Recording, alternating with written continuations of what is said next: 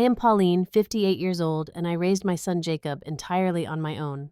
For 30 years, I worked multiple jobs, sacrificed everything, and poured every ounce of love into giving him opportunities I never had. When he became successful, I was so proud. Until that night at the restaurant when he said those words that broke my heart, "Stop wasting my money." Before I tell you what I did next, if you're watching this, please subscribe, and let me know in the comments where you're tuning in from. You'll want to hear how I taught my ungrateful son the ultimate lesson about appreciation. My story begins in a small Michigan town where I grew up in a lower middle-class family.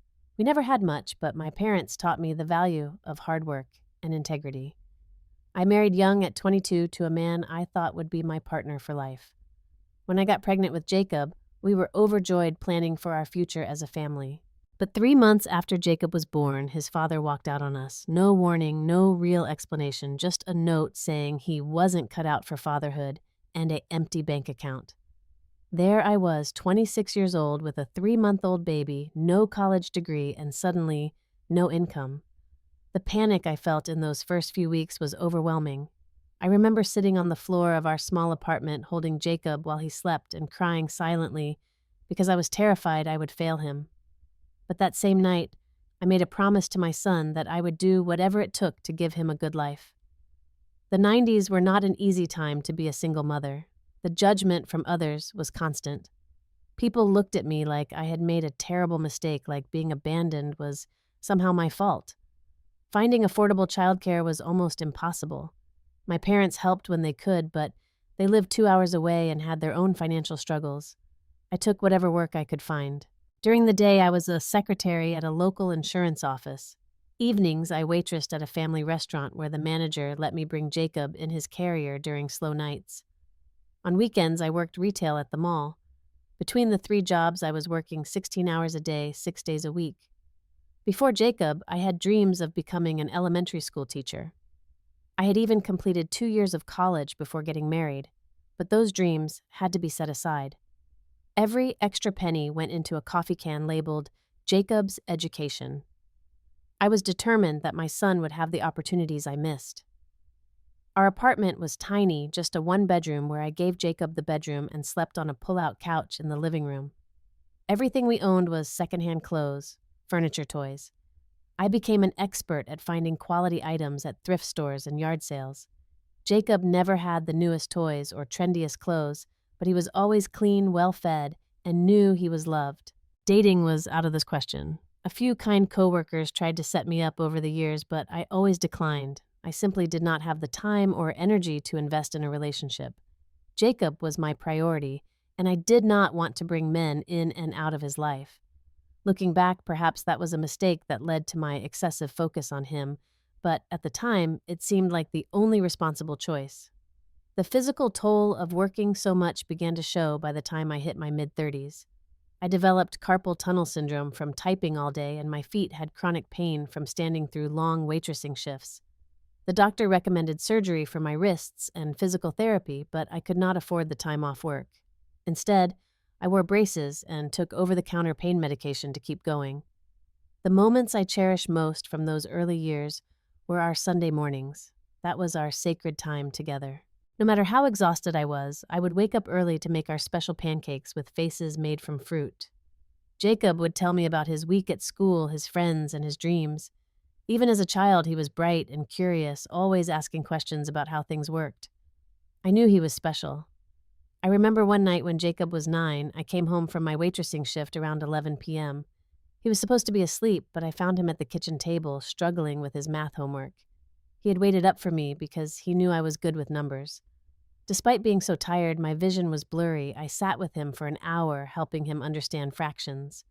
When we finally got it, his face lit up with such pride. I fell asleep at that table and woke up to find he had put a blanket over me and left a note saying, "You're the best mom ever." Those moments made every sacrifice worthwhile. What I did not realize then was how closely Jacob was watching me. He saw every bill I carefully calculated every time I skipped meals, so he could have seconds every Christmas. I pretended. Santa brought me exactly what I wanted when in reality I had not gotten myself anything at all. He was learning, but what lesson he took from all this sacrifice would not become clear until many years later. By the time Jacob reached high school, it was clear he had inherited my head for numbers and much more. His teachers consistently told me he was one of the brightest students they had ever taught, particularly in mathematics and computer science. While other parents hired tutors or paid for expensive summer programs, I could not afford such luxuries. Instead, I took him to the public library every weekend where he would check out the maximum number of books on programming and spend hours on the free computers. His junior year of high school, Jacob was selected as one of 50 students nationwide for a prestigious summer coding camp at MIT. The program was free for those who qualified, but we still needed to cover travel and incidental expenses. I picked up extra shifts and sold my mother's old jewelry to make it happen. Watching him board that plane was terrifying and wonderful all at once. It was the first time we had been separated for more than a day since he was born. When Jacob returned from that camp, something had changed. He had found his passion and his confidence. He spoke about algorithms and coding languages with such enthusiasm that even though I understood little of what he was saying, I could not help but be swept up in his excitement. He started building his own programs on our second-hand computer, staying up late into the night typing away. His senior year, Jacob was named valedictorian of his class. I can still picture him on that stage, tall and handsome in his borrowed graduation gown, delivering a speech about perseverance and opportunity. He thanked me publicly, saying none of his success would have been possible without my sacrifices. The tears streaming down my face were pure pride. All those years of hard work had paid off. My son was going places. When the college acceptance letters started arriving, Jacob had his pick of prestigious universities. He chose to study computer science at Stanford, which offered him a substantial scholarship. Even with that financial help, the remaining costs were far beyond what I had saved in my coffee can. I did the only thing I could think of. I took out a second mortgage on the small house I had managed to buy when Jacob was in middle school. The bank manager looked at me with concern when I explained what the loan was for. "Are you sure about this, Ms. Walker? This is your retirement security we're talking about." I never hesitated. "My son is my retirement plan," I told him. "His success is worth the risk." That statement would come back to haunt me years later. Sending Jacob off to California was the hardest thing I had ever done. The distance felt enormous, and I worried constantly about how he would manage on his own. I had always been there to make sure he ate properly, had clean clothes, and stayed focused on his studies. Now, he would have to do all that himself while navigating the pressures of an elite university. Every week I sent care packages filled with homemade cookies, handwritten notes, and little necessities like socks and toiletries. It stretched my budget to the breaking point, but I wanted him to know he was loved and supported, even from thousands of miles away. Our Sunday morning calls became my new anchor, the highlight of my week. He would tell me about his classes, his new friends, and the amazing opportunities at Stanford. I soaked up every word, living vicariously through his experiences. During his sophomore year, Jacob landed a coveted internship at a major tech company in Silicon Valley. The internship paid well enough that he could finally send a little money back home. I tried to refuse it, telling him to save for his future, but he insisted. It was the first time in his life that he could help me, and I saw how important that was to him. So I accepted with grace, using the money to fix the leaking roof that had been damaged in a storm. By his junior year, Jacob was being courted by startups and established tech giants alike. He spent that summer interning at a small but promising company, developing new social media algorithms. They offered him stock options as part of his compensation package, something I did not understand the significance of at the time. When he tried to explain how these might be worth something substantial in the future, I nodded along, more impressed by his excitement than the financial details. Jacob graduated with honors with multiple job offers already in hand. He chose to join the startup where he had interned, taking a lower initial salary in exchange for more stock options.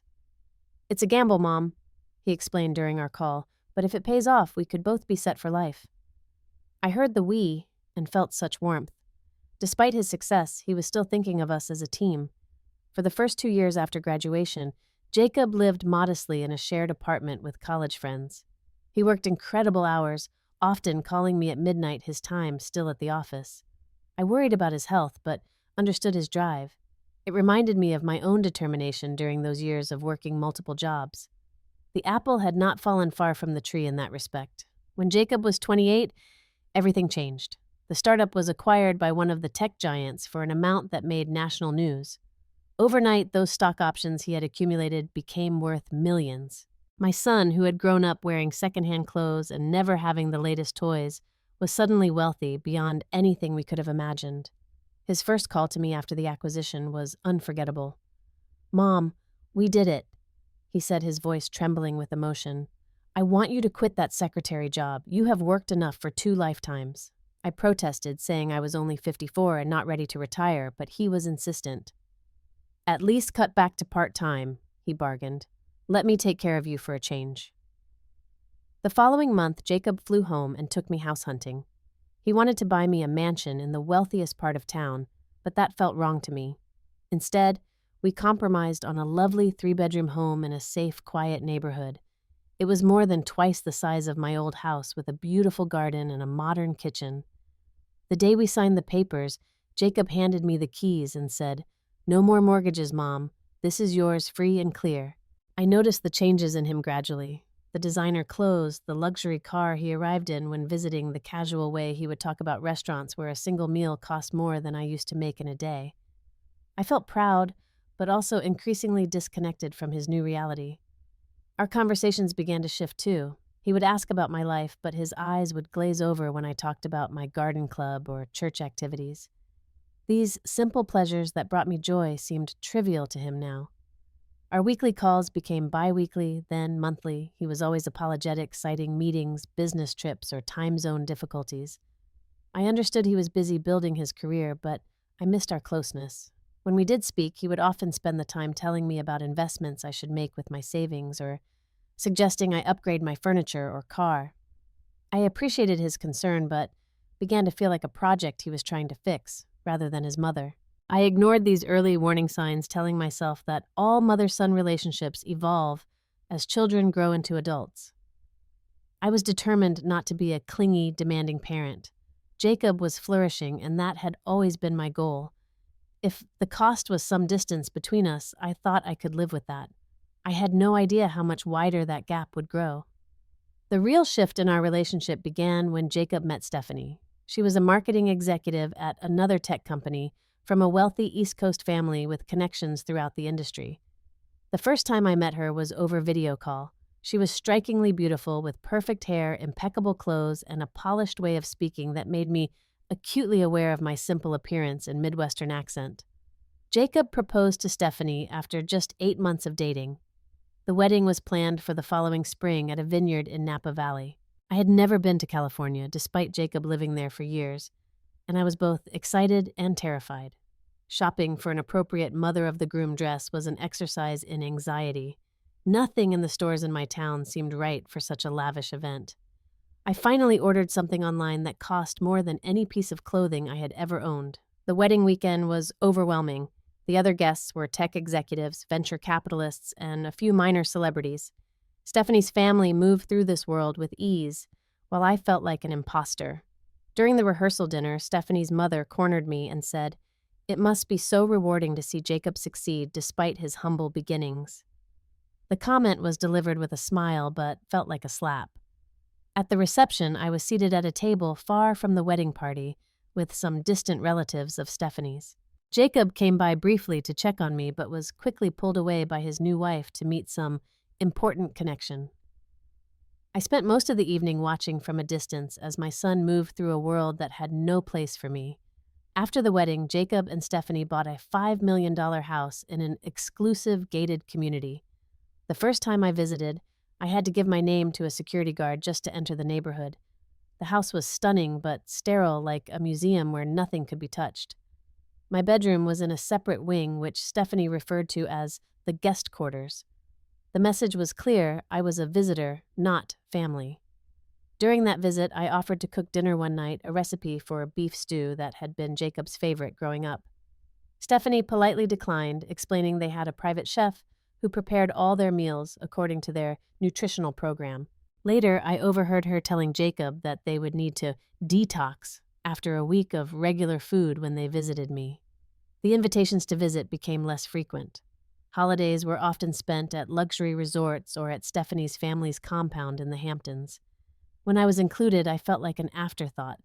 Jacob would make time for me in the mornings before everyone else was awake or late in the evenings. Our conversations felt rushed and superficial. Meanwhile, my arthritis was getting worse. Years of physical labor had taken their toll on my body. My doctor advised that I should consider retirement as the repetitive movements required for my secretarial work were exacerbating the condition. At 55, I was forced to leave the workforce earlier than I had planned. My pension was modest, and Social Security would not begin for several years. Jacob, upon learning of my retirement, immediately set up what he called a comfort fund for me. "You will never have to worry about money again, Mom," he promised. I was grateful but uncomfortable with the arrangement. It felt like the natural order of things had been reversed too abruptly. I had been independent for so long that accepting financial help, even from my own son, felt like surrendering a part of my identity. The assistance came with unexpected strings. Jacob set up joint accounts that he monitored closely. At first, it seemed like thoughtful concern. He would call to ask if I had seen a doctor when he noticed a medical charge or suggest better brands when he saw my grocery purchases. But gradually, his questions became more pointed. Did I really need new curtains? Wasn't my 5-year-old TV still working fine? Couldn't I find a less expensive hair salon? Each time I spent money on something he deemed unnecessary, there would be a comment. They were always framed as concern for my financial security, but the undertone was clear: it was his money, and I was not using it wisely enough. The generous allowance he provided was, I later discovered, less than 0.1% of his annual income. Yet he scrutinized every purchase as if I were draining his accounts. The Christmas after my retirement was particularly painful. I had always made gifts for Jacob: hand-knitted sweaters, photo albums, baked goods. I continued this tradition, spending weeks knitting a cashmere scarf for him and making a beautiful quilt for their guest room from fabric that matched their home's color scheme. When Jacob and Stephanie came for their brief Christmas Eve visit, they arrived with professionally wrapped packages containing an expensive watch for me and a spa voucher. My handmade gifts were received with strained smiles. Later, I overheard Jacob telling Stephanie, "I keep telling her not to waste time on this homemade stuff. She could just buy something nice with the accounts I set up." That evening, as they prepared to leave for a party at a colleague's house, I excused myself to use the bathroom. Walking past the guest room, I heard Stephanie laughing. "Did you see that quilt? It looks like something from a church bazaar," and her accent gets stronger every time we visit. "Oh gosh, you two are just so darn successful." Her imitation of my voice was cruel and exaggerated. What hurt more was hearing Jacob laugh along with her. I returned to the living room with a smile fixed on my face, pretending I had heard nothing. As they left, Jacob kissed my cheek and said, "Try not to wait up, Mom, and remember to set the security alarm exactly like I showed you." I was no longer his mother.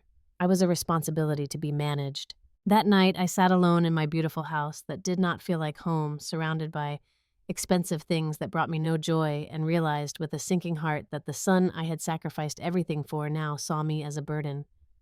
The money that flowed so easily from his accounts to mine felt less like love and more like a way to keep me at a convenient distance. Last spring, I experienced a health scare that brought our relationship to its breaking point. I had been ignoring persistent pain in my shoulder, assuming it was just my arthritis acting up. When I finally saw a doctor, they discovered a torn rotator cuff that required surgery. The procedure itself was relatively routine, but the recovery would be lengthy and painful, requiring physical therapy 3 times a week for at least 6 months. Jacob insisted I use a specific surgeon and rehabilitation center, both out of network, for my Medicare supplemental insurance.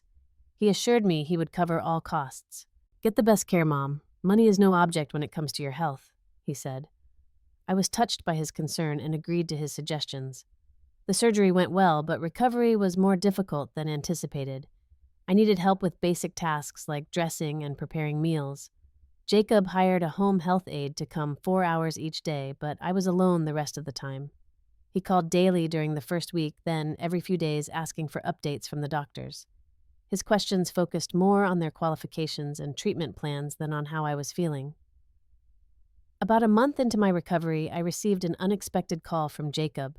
His tone was tense as he asked about a charge from a local department store.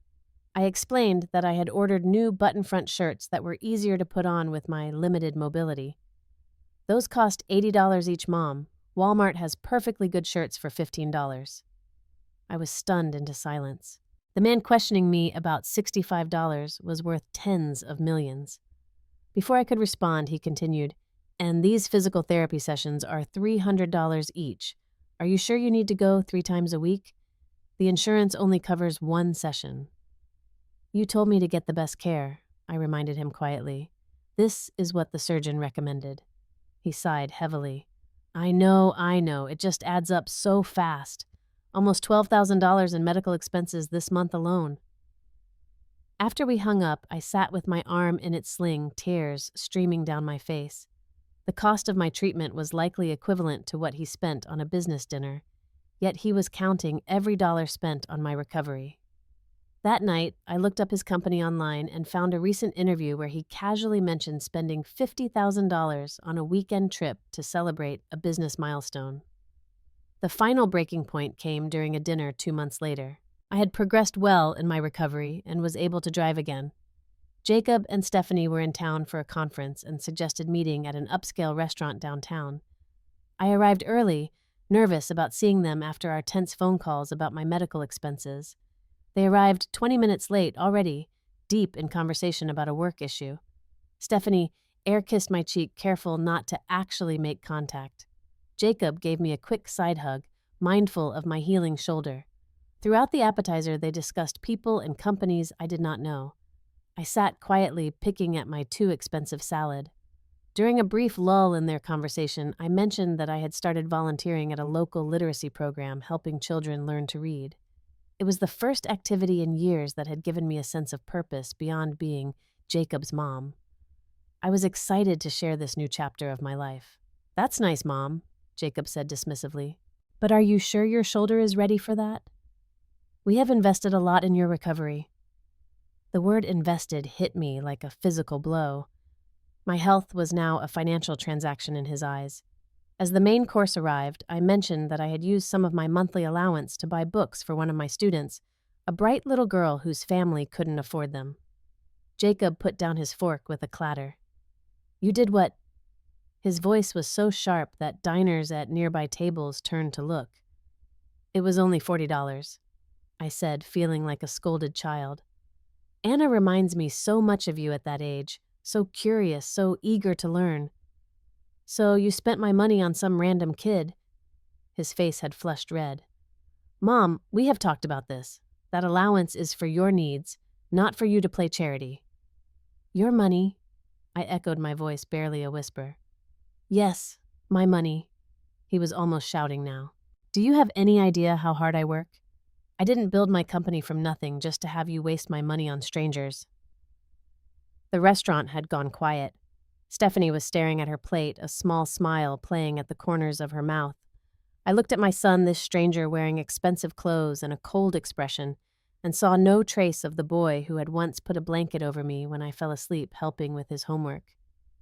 "I raised you better than this," I said softly, placing my napkin on the table. "At least I thought I did." I stood up, my hands shaking but my voice steady. "Thank you for dinner. I think I should go home now." "Mom, wait!" Jacob began, suddenly aware of the scene he had created. "I didn't mean—" "Yes, you did. I interrupted something I had never done before. You meant every word, and that breaks my heart more than you will ever know." I walked out of this restaurant with as much dignity as I could muster, ignoring the pitying glances from other diners. Once in my car, I allowed myself to cry deep, wrenching sobs that came from a place of profound loss. The son I had raised, the boy who had once been kind and grateful, was gone. In his place was a man who saw me as a financial burden, a line item in his budget, a problem to be managed. That night, as I lay awake replaying his words over and over, a strange calm began to settle over me. For 30 years, I had defined myself solely as Jacob's mother, measuring my worth by his happiness and success. I had never asked myself what I wanted, what would make me happy. Now, forced to confront the painful reality of our relationship, I began to consider a radical question. What if I just walked away? I woke up the next morning with a clarity I had not felt in years. The harsh words from the previous night had torn away the last of my illusions about my son and our relationship. As painful as the revelation was, it was also liberating. For the first time, I saw the situation without the rosy filter of maternal love. The financial arrangement Jacob had set up suddenly looked very different in this new light. I opened my laptop and logged into the accounts he had established for me. What I discovered was both surprising and validating. Most of the accounts were joint with both our names on them. The car loans he had complained about carrying for me were actually in both our names because he had used my excellent credit history to secure better rates. I called a financial advisor recommended by a friend from my garden club, someone with no connection to Jacob's world. She agreed to meet me immediately, sensing the urgency in my voice. In her small, modest office, I laid out all the financial documents and explained my situation. "Mrs. Walker," she said, after reviewing everything, "legally, you have access to these joint accounts as a co-owner. The funds that have been deposited are legally yours to manage. Additionally, as a co-signer on these loans, you have been equally responsible for them, and your credit history has been helping your son save considerable money on interest." She helped me understand that Jacob had been using my good credit rating for years. The house I lived in was in my name for tax purposes. The cars he complained about were financed under both our names because his new wealth had not yet established the long credit history that I had built over decades of careful financial management. "What are my options?"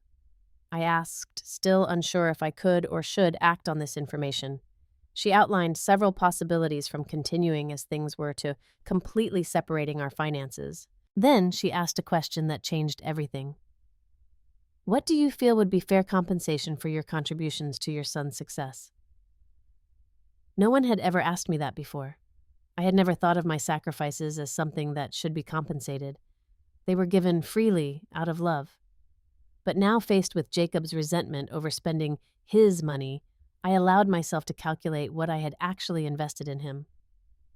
I spent that afternoon creating a detailed ledger, the second mortgage that paid for Stanford $180,000 plus 20 years of interest, the thousands of hours of unpaid labor cooking, cleaning, helping with homework, nursing him through illnesses.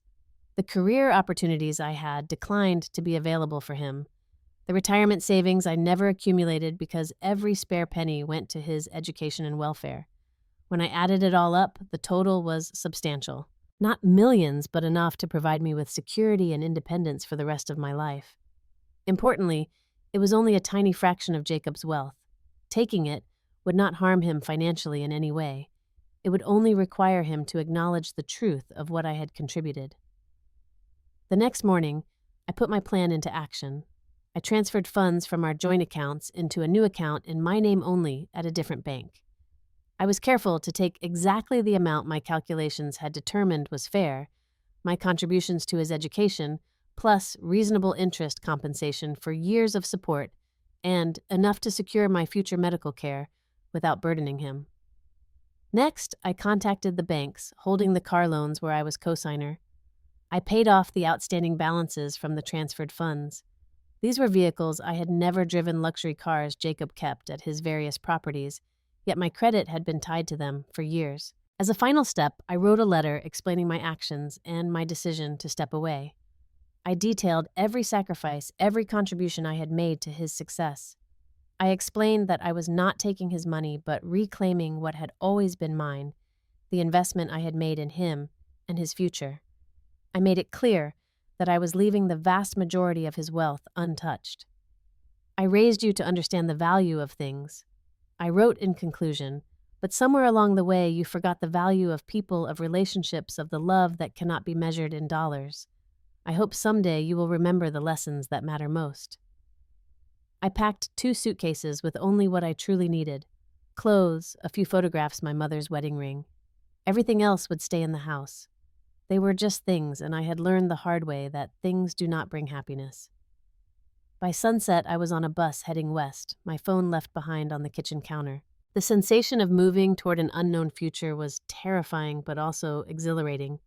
For the first time in over 30 years, I was making a choice based solely on what I needed, not what someone else expected of me. As the landscape changed outside the window, I felt myself changing too.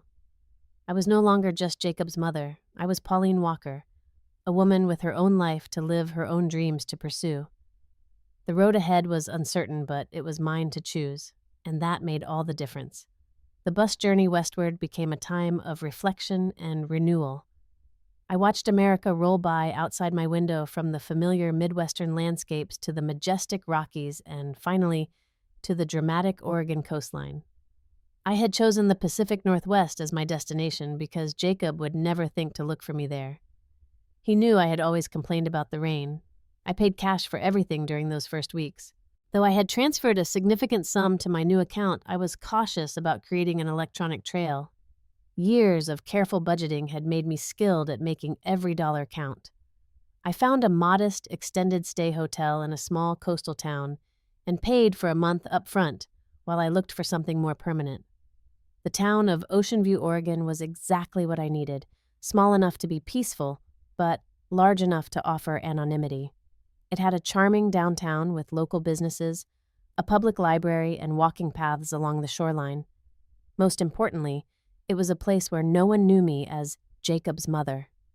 I could be whoever I wanted to be. Within 2 weeks, I found a small rental cottage just a few blocks from the ocean. It was nothing like the expensive house Jacob had bought me, but it felt more like home than that showplace ever had. The cottage had a small garden overrun with weeds and a front porch with a view of distant waves. The landlady, a widow in her 70s named Martha, lived next door and seemed pleased to have a quiet, responsible tenant. "What brings you to Ocean View?" she asked as she handed me the keys. I had prepared for this question. I'm starting over after a long career, looking for a peaceful place to write and garden. It wasn't a lie exactly. I was starting over. And I did plan to write, though, not the novel she probably imagined. I wanted to record my story, my real story, not as a victim or a martyr, but as a woman who had made choices good and bad and was now making different ones.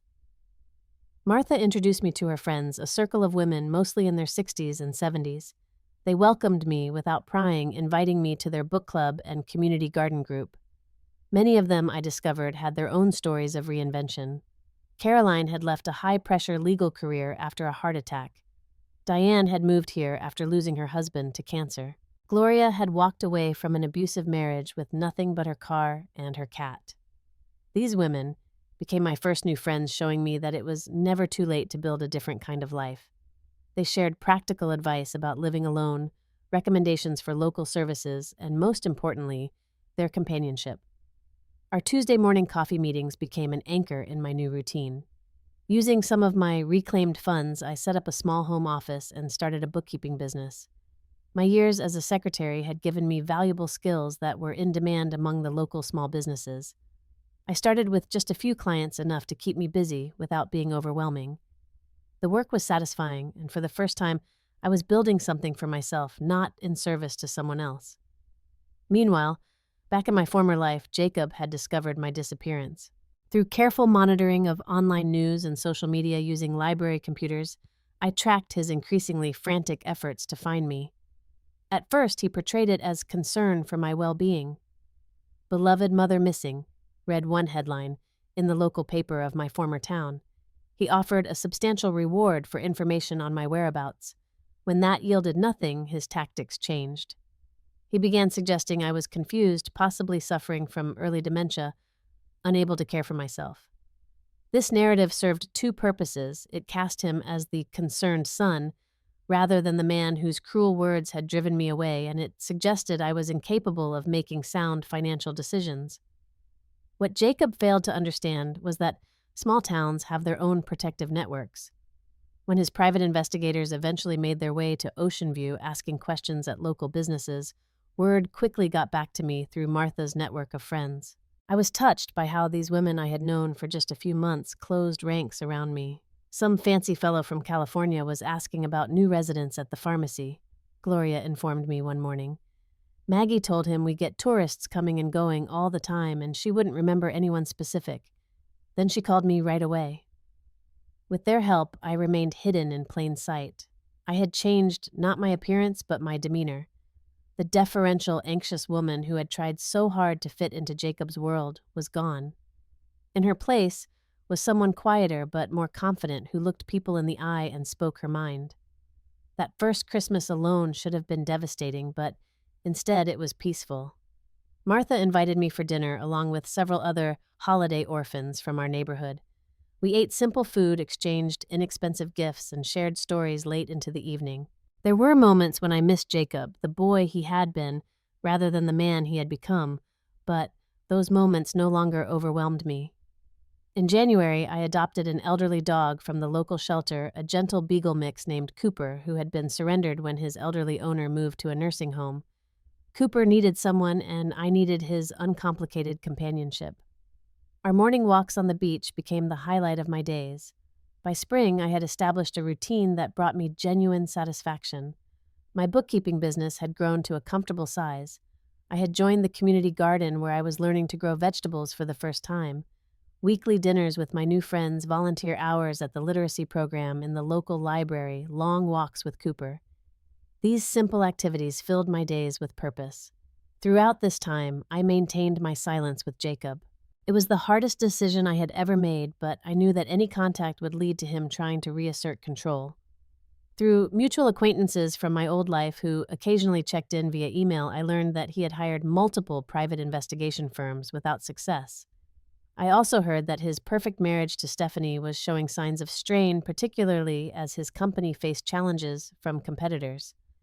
10 months after I left, I received word that he had posted an emotional video online speaking directly to me. "Mom, if you see this, please just let me know you're okay," he pleaded, looking exhausted and genuinely distressed. "I don't care about the money, I just need to know you're safe." It was the first crack in his carefully constructed public image and admission that I had not just wandered off in confusion, but had made a deliberate choice to leave. It was also the first time he had acknowledged that I had taken money, yet he claimed not to care about it. I wondered if that was true or just what he thought would sound best to the public. Through my anonymous email account, I sent a brief message to one of our old neighbors who had remained neutral in the situation. "Please tell him I am well and happy. This was my choice and I need him to respect it. When I am ready, I will contact him directly." The message got back to Jacob within days. His public search efforts ceased immediately. Instead, he began sending letters addressed simply to Pauline Walker, to post offices in small towns across the country. Some were forwarded to my old address where Martha's daughter collected my mail. She would scan the envelopes and ask if I wanted them opened. For months, I said no. I was still healing, still finding my footing in this new life. But I kept them all in a box under my bed, knowing that someday I would be ready to read what my son had to say. The transformation I underwent in that first year away from Jacob was profound. I rediscovered interests and abilities that had been dormant for decades. I learned to value my own company and to trust my judgment. Most importantly, I realized that my worth was intrinsic, not derived from my role as a mother or my usefulness to others. The money I had reclaimed was carefully managed. I lived simply by choice now, not necessity. Much of the fund went into secure investments to ensure my long-term care as I aged. I never wanted to be financially dependent on anyone again, including my future self. A portion was set aside for a purpose I had not yet revealed to anyone, a scholarship fund for single parents returning to education. It would be my legacy, separate from Jacob's success. As my new life took root and flourished, I sometimes wondered if Jacob was experiencing a similar transformation in my absence. Had the loss of his mother, combined with the financial and reputational blows, taught him anything about what truly matters? Or had it merely reinforced his transactional view of relationships? Only time would tell. And for the first time in my adult life, I had given myself permission to let time unfold at its own pace without rushing to fix, explain, or apologize. 2 years after I walked away from my old life, I felt ready to take the next step in my healing journey. On a clear spring morning, I sat on my porch with Cooper at my feet and opened the box containing Jacob's letters. There were dozens tracking his evolution from anger to confusion to what appeared to be genuine remorse. The early letters demanded explanations and accused me of betrayal. "How could you just leave? How could you take money from our accounts? Don't you understand how this makes me look? These I set aside quickly, recognizing the self-centered perspective that had driven us apart. The middle batch showed signs of reflection. I keep thinking about what you said in the restaurant, that you raised me better. I didn't see it then, but I do now. I was cruel. I was ungrateful. I focused on the wrong things. There was still a focus on his feelings, his realizations, but at least he was beginning to look inward. The most recent letters were different. I miss you, Mom, not because of what you did for me all those years, but because of who you are. I miss your wisdom, your laugh, your way of seeing the good in people. I understand now why you left, and I don't blame you. I just hope someday you'll let me try to be the son you deserve. After reading them all, I made my decision. I wrote a certified letter to Jacob's home address, my first direct communication in 2 years. In it, I included a detailed accounting of every dollar I had taken with documentation showing it was less than 5% of his net worth and represented only what I had directly contributed to his education and success, plus reasonable interest.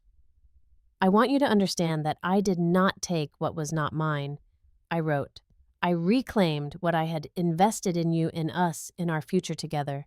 Your words at the restaurant that night made it clear that you saw your financial support of me as a burden, not as the natural reciprocity of a loving family relationship. So I relieved you of that burden and took only what mathematics and justice said was rightfully mine. I explained my new life in broad terms without revealing my location. I told him about my bookkeeping business, my friends, my volunteer work, and Cooper. I shared how I had discovered parts of myself that had been submerged during all those years of being solely focused on him. I needed to find out who Pauline Walker is when she is not defined as someone's mother, I explained. It has been a journey of discovery that I could only make alone. The woman I have become is stronger, more complete than the anxious person who tried so hard to fit into your world. I closed with an opening. If you truly wish to have a relationship with me, it must be built on mutual respect. I will not return to being the recipient of your financial generosity with all its attached strings. I will not be managed, monitored, or made to feel less than. I am your mother, not your dependent, not your employee, and certainly not a line item in your budget. If you can accept that, then perhaps we can begin again. 3 days after the delivery confirmation, I received a simple text message at the new phone number I had included in my letter. I understand. I accept your terms. Tell me when and where, and I'll be there. No expectations, no demands. I suggested a meeting at a public garden halfway between our locations, neutral territory where neither of us would have the home court advantage. We set a date for the following month, giving us both time to prepare emotionally. The morning of our meeting, I was as nervous as I had been on Jacob's first day of kindergarten. Cooper seemed to sense my anxiety staying close as I got ready. Martha gave me a fierce hug before I left. Remember who you are now, she said firmly, not who you were. I arrived at the garden early, finding a bench near a fountain where we had agreed to meet. The spring flowers were in full bloom, filling the air with fragrance. I took deep breaths, centering myself in the present moment. When Jacob appeared on the path, I almost didn't recognize him. Gone was the slick tech executive in designer clothes. This man wore simple jeans and a button-down shirt. His hair was longer, less perfectly styled, but the most noticeable difference was in his expression. The arrogant confidence had been replaced by something more tentative, more genuine. He stopped a few feet away, uncertainty in every line of his body. Mom, he said, his voice breaking slightly. Hello, Jacob, I replied, staying seated, allowing him to come to me. He took a step closer, then another. You look wonderful, he said. Different, somehow. I am different, I confirmed. In all the ways that matter. He gestured to the space beside me. May I? I nodded, and he sat careful to leave space between us. For a long moment, we just sat in silence, watching the water in the fountain. I rehearsed 1,000 speeches, he finally said. None of them seem right now that I'm here. Then don't make a speech, I suggested. Just talk to me, person to person. He looked at me, then really looked at me, perhaps for the first time in years. I lost everything after you left, he said simply. The company struggled with new competition. Investors pulled out. Stephanie filed for divorce when the money started drying up. "I'm sorry for your difficulties," I said, and meant it. No mother wants to see her child suffer, no matter what has passed between them. "Don't be," he said with surprising firmness. It was the best thing that could have happened to me. I had to figure out who I am without all the trappings, without the money and status and people telling me how brilliant I am. He gave a rueful smile. Turns out I wasn't sure anymore.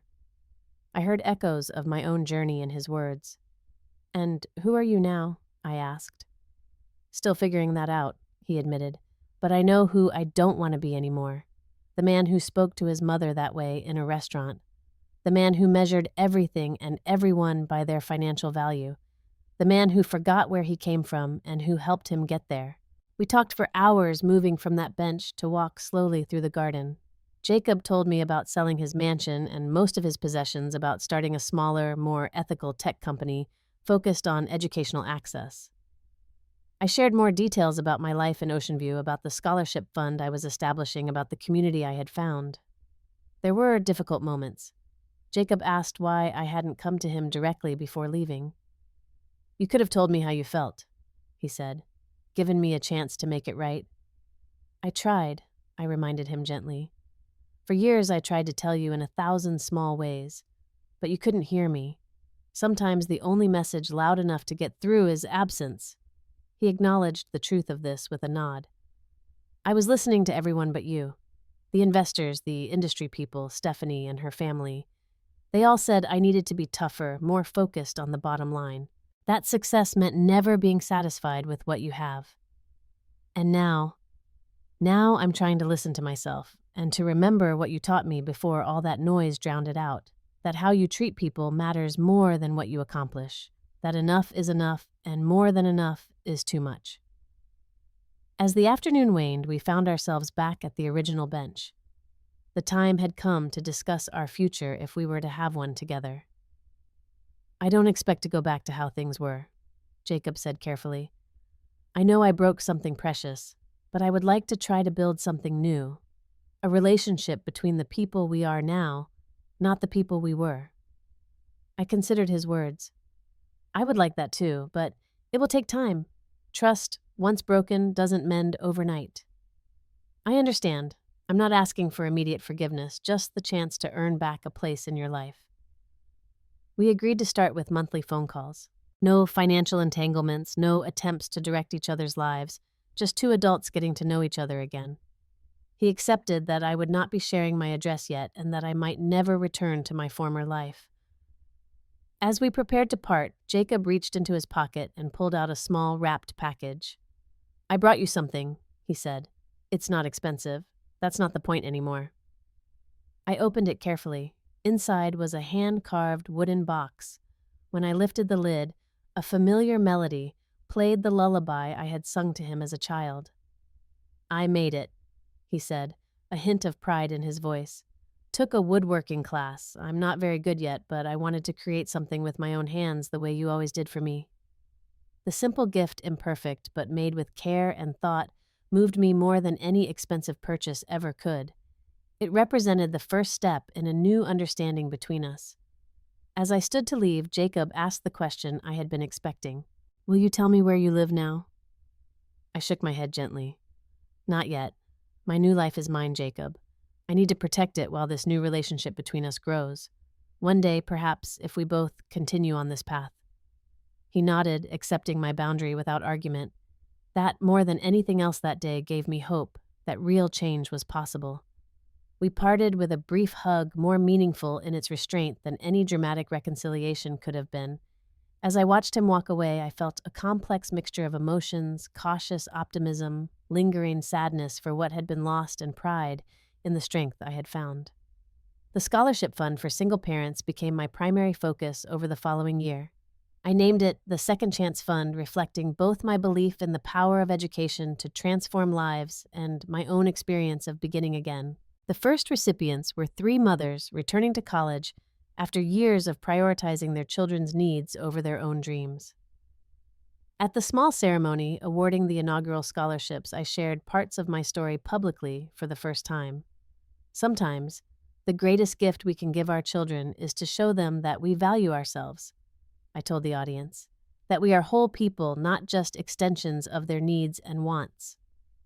Jacob and I continued our careful rebuilding. Our monthly calls became bi-weekly, then weekly.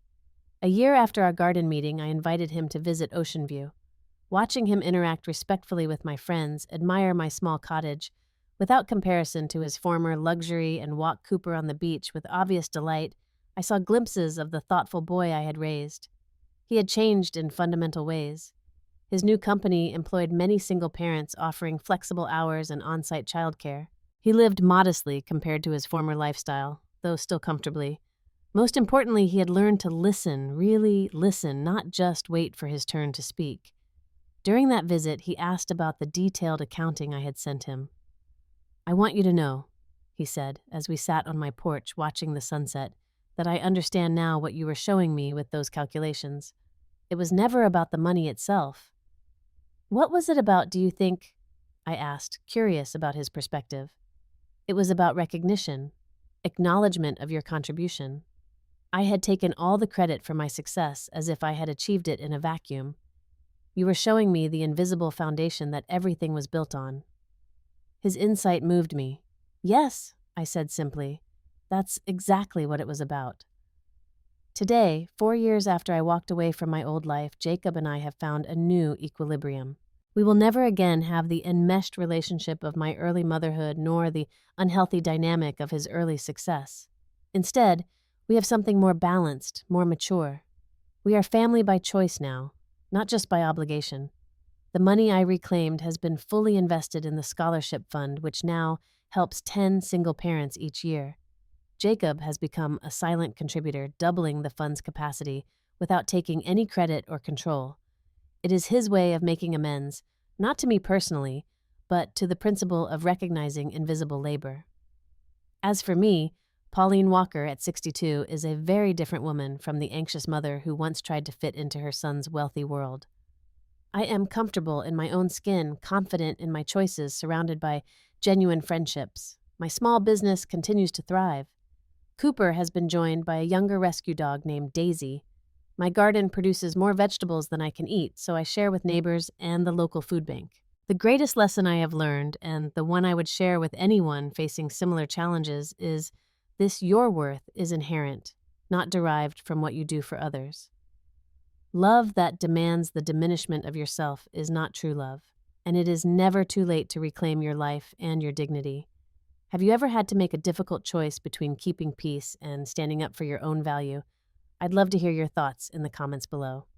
And if this story resonated with you, please like, subscribe, and share it with someone who might need to hear that it's okay to choose themselves sometimes. Thank you for listening to my journey, and remember that your story isn't over until you decide it is.